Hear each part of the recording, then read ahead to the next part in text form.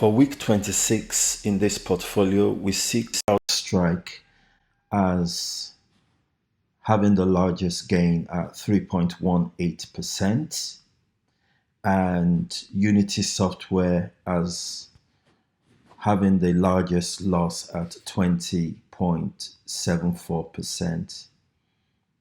There are only two gains this week, and that is Crowdstrike and Nvidia, while all other stocks in this portfolio have lost ground. This is an overview of the entire portfolio.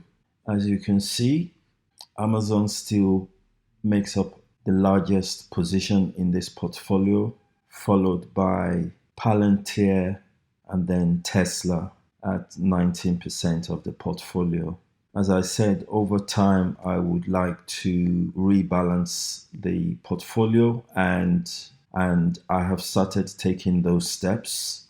There are only three stocks in the green this week, namely Apple, Nvidia, and Taiwan Semiconductor Manufacturing. In week 26, I increased the size of the portfolio, which resulted in me buying additional stock. We'll come to that later. Last week, the size of the portfolio was 37,400 approximately. In week 26, it's 38,200 approximately. The loss in week 26 has increased by $2,000 and the total equity has dropped to $26,100 approximately. The loss on this portfolio has increased from 27% in week 25 to 32% in week 26. And as you can see, in the past week, the performance against the S&P 500 is about minus 7.5%. The portfolio performance from the previous week is down $2,030. So in week 26, I have bought 3 additional Crowdstrike shares and 5 additional Amazon shares. And that is reflected in the total portfolio allocated. So from the weekly portfolio performance graph, you can see here that this portfolio has hit the largest loss that it has ever made at $12,000. We'll see next week whether that gets even worse.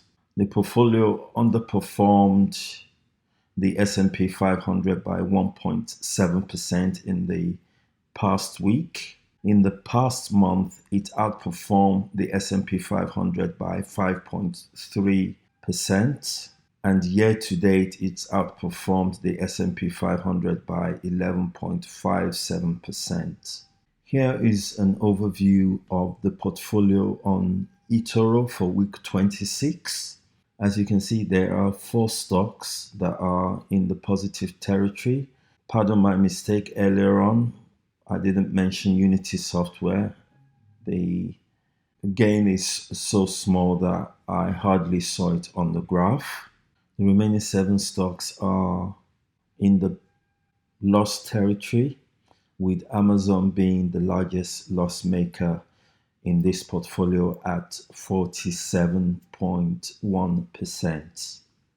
The loss in December is at 6.79%, and the risk score has increased to 7.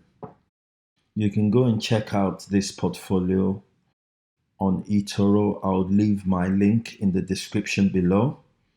So if you're interested in just keeping an eye and see what this portfolio is doing, if you want to see the monetary values, you would obviously have to come to this channel to find out. This portfolio overview gives an insight into the size of each stock in this portfolio and the profit loss made and the value of each stock relative to what was initially invested. Remember, this is not an investment portfolio that you should copy. It's just an experiment to see whether this approach in the short term or the long term is the best approach, or is one of the best approaches to investing in growth stocks.